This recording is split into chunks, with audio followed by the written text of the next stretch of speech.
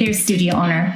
You've put your blood, sweat, and tears into creating a brick and mortar business that serves your clients and impacts the community you love. You are my hero. And I'm pretty sure we could sit down and talk like besties do, because I get it. I've had my studio business for over 12 years, a handful of kids, and a few passion projects that I love, like this one. Hey there, I'm Melissa Rose, your visibility coach for the studio owner who wants more stellar clients coming through their doors, more bank in their bank account, and more time to hang out and be completely present with those they love most. In this podcast, we're going to share the nitty-gritty of running a successful studio business, sharing stories, talking strategy, and learning practical tips that leave you inspired, empowered, and equipped to create your epic life every single day. So, if you're a dance studio, yoga studio, Pilates studio, or a fitness boutique studio, you are in the right place. Add some kiddos into the mix and maybe a life partner, and I call you a rebel woman. Ready to dive in? Let's get real. Hey there, everybody. How you doing? How are my rebel women? I am well. I am on the way to a friend's cabin, a friend I haven't seen since this past spring. She moved away and created her dream life. She's one of those people that I really admire. She's just a few years older than me, but I learned so much from her, and she set out in her mind to do this, and she's done it. She built her dream home 2 hours away, and I'm going to go see her. So I'm super excited. So I'm coming to you from my van, which I just feel more comfortable with, you guys. Like, I just feel like, hey, you're right next to me in the car. You're hanging out. So thank you for listening. Welcome back for those of you that have been around for a while, and welcome if you're brand new. My name is Melissa Rose, and we talk visibility for studio owners, music studio, Pilates studio, yoga studio, whatever it is where you do group and private lessons and have a team to scale. And I also love coming in with just some life lessons that I have learned along the way. I've had my studio business for 12 years, and I have 5 kids, and I'm also a single mama. So I feel like I have a few nuggets to share, and one of these came from my kids. So baby number 4 is into soccer, and he's my empath. He's just the sweetest kid. For example, we were driving this past winter. It was so cute. I was taking the kids skiing, and we're driving, and out of the blue, TJ goes, "Mama, if I'm not a professional soccer player, I think I'm going to be a middle school gym teacher."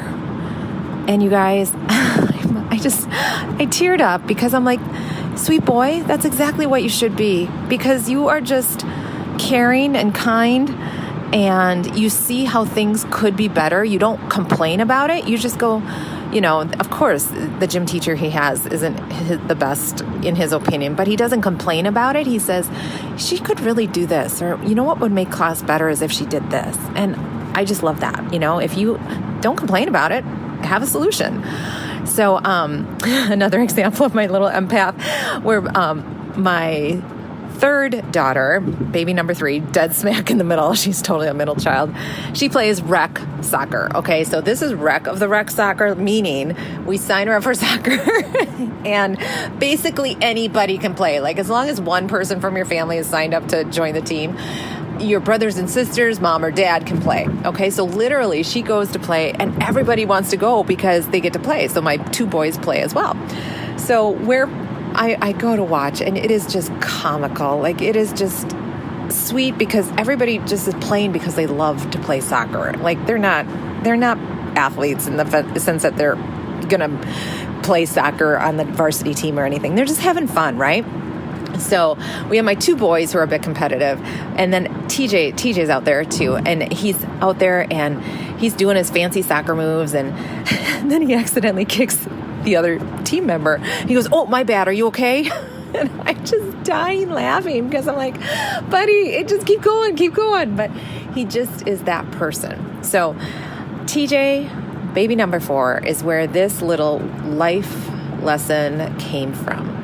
So we were actually on the way to his soccer practice, and he was kind of like, "Mom, there's this kid on the team. He's not that good, but he wants me to practice with him. I don't know if I want to." It's kind of what he said. He wasn't, I'm probably being a bit dramatic, for story's sake, and I just said, "Hey, babe, that's exactly who you should practice with. He goes, really? I said, honey, listen, when you help somebody else who's maybe not as good or understands what you understand, you become better. All right? So let me back up a little bit. There's ways to learn. You can read, you can listen, you can watch, or, that goes under reading, and then you can also do.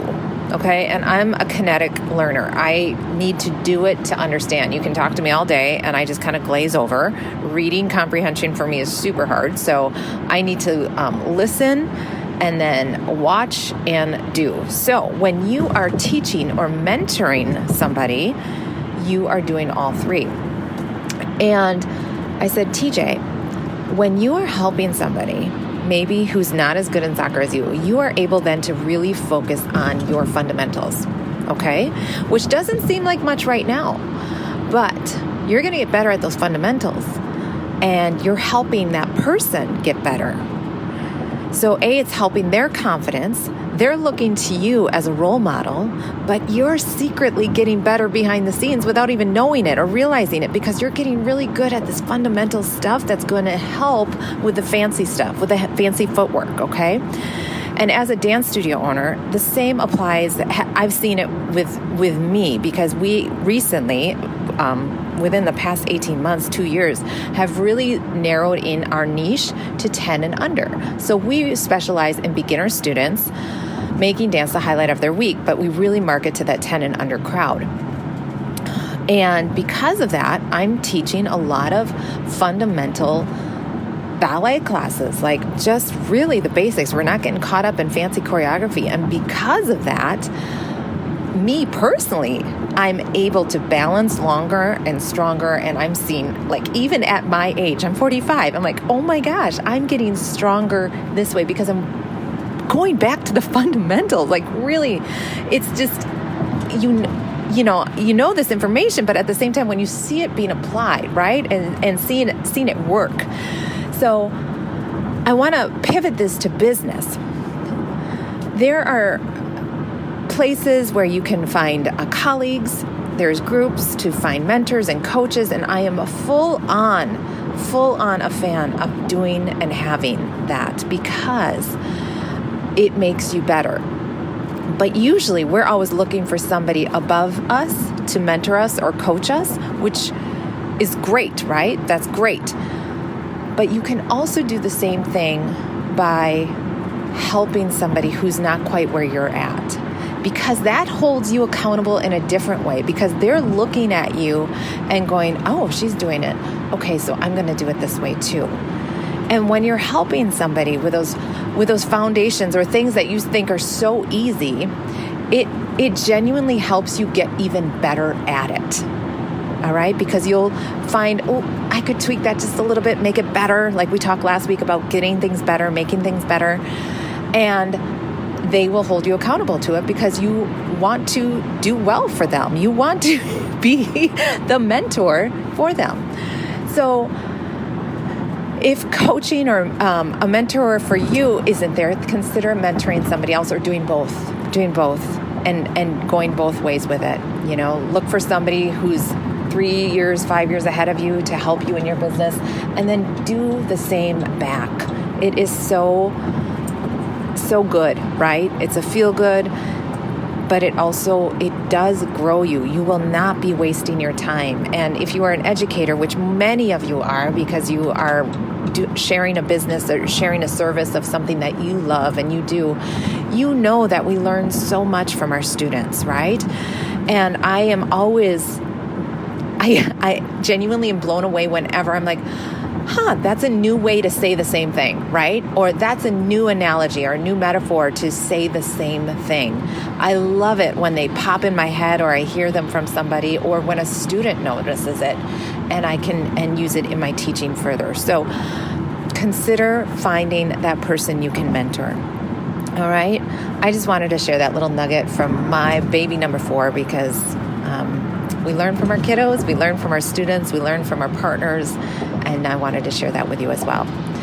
Our mastermind is open for September. It's a 90-day mastermind. I wanted to just share this with you. If you're looking for some accountability with other studio owners, business owners who want to be the only option in town, applications are ready. Actually, there isn't an application process for this one. For the mastermind, you can just join MsMelissaRose.com, click the Work With Me tab, and click 90-day mastermind, and you can learn the information there.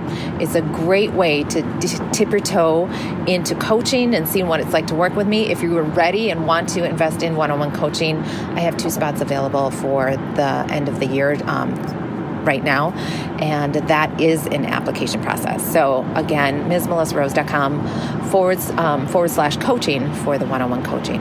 All right, guys, I hope you guys have a great week, and we'll talk to you soon. Peace. Bye-bye.